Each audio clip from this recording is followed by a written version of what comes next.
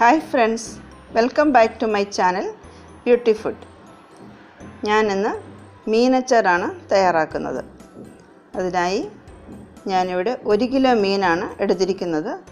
ദശക്കട്ടിയുള്ള ഏത് മീനും അച്ചാർ ഉണ്ടാക്കാൻ ഉപയോഗിക്കാം. ഇത് നന്നായി കഴുകി എടുത്തതാണ്.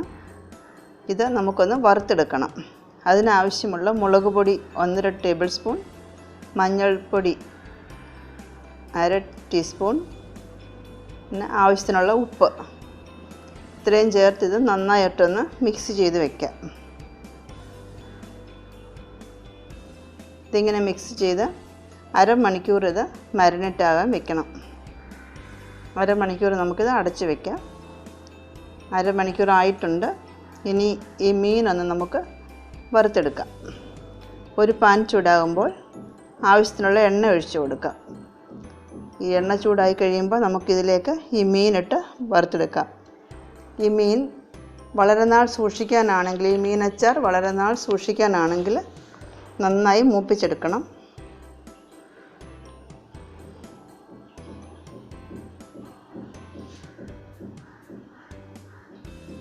ഈ മീനെല്ലാം മൂത്ത് കിട്ടിയിട്ടുണ്ട്.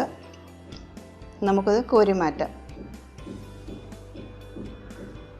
ഇത് മീൻ അച്ചാറിൽ ചേർക്കാനുള്ള കായം 1 മിനിറ്റ് മൈക്രോവേവിൽ വെച്ചതാണ്.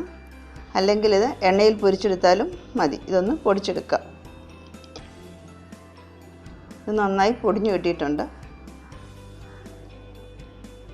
ഇത് നമ്മൾ മീൻ വറുത്ത എണ്ണ തന്നെയാണ്. ഇതിലേക്ക് 1 സ്പൂൺ കടുക് ചേർത്ത് കൊടുക്കാം. കടുക് പൊട്ടിയതിന് ശേഷം കറിവേപ്പില ചേർത്ത് കൊടുക്കാം. ഇതിലേക്കൊരു വലിയ കഷ്ണം ഇഞ്ചി ചെറുതായി അരിഞ്ഞത് ആണിത്. ഇത് ചേർത്ത് ഇനി വെളുത്തുള്ളി ചേർക്കാം. ഇഞ്ചിയും വെളുത്തുള്ളിയും കുറച്ച് കൂടുതൽ ചേർത്താൽ അച്ചാറിന് രുചി കൂടും. ഇതൊന്ന് മൂത്ത് വരുമ്പോൾ അച്ചാറിനാവശ്യമായ പൊടികൾ ചേർത്ത് കൊടുക്കാം. മഞ്ഞൾപ്പൊടി 1/2 സ്പൂൺ, കാശ്മീരി മുളക് പൊടിയാണിത്.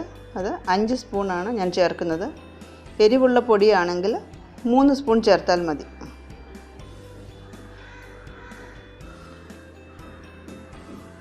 മുളകിൻ്റെ പച്ച മണം മാറുമ്പോൾ ഇതിലേക്ക് 1/2 കപ്പ് വിനീഗർ ചേർത്ത് കൊടുക്കാം.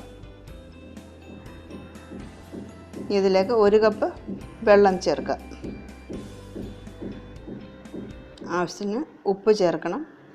ഈ ഗ്രേവിക്ക് ആവശ്യമായുള്ള ഉപ്പ് വേണം ചേർക്കാൻ. ഉലുവ പൊടിച്ചത് 1/2 സ്പൂൺ, കായം നമ്മൾ മുമ്പേ വറുത്ത് പൊടിച്ച് വെച്ചിരുന്നല്ലോ, അത് 1/4 സ്പൂൺ ചേർക്കാം. ഇത് നന്നായി ഒന്ന് തിളച്ച് കുറുകണം. ഇതൊന്ന് കുറുകിയിട്ടുണ്ട്. ഇതിലേക്ക് വറുത്ത് വെച്ചിരിക്കുന്ന മീനിട്ട് കൊടുക്കാം. ഇതെല്ലാം കൂടെ നന്നായി ഇളക്കി യോജിപ്പിക്കണം. ഗ്യാസ് ഓഫ് ചെയ്യാം.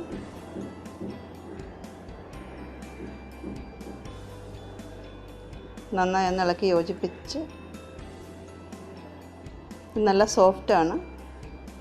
ഇത് തണുക്കുമ്പോൾ വെള്ളമയമില്ലാത്ത ബോട്ടിലാക്കി സൂക്ഷിക്കാം. Please like, share and subscribe my channel. Thank you.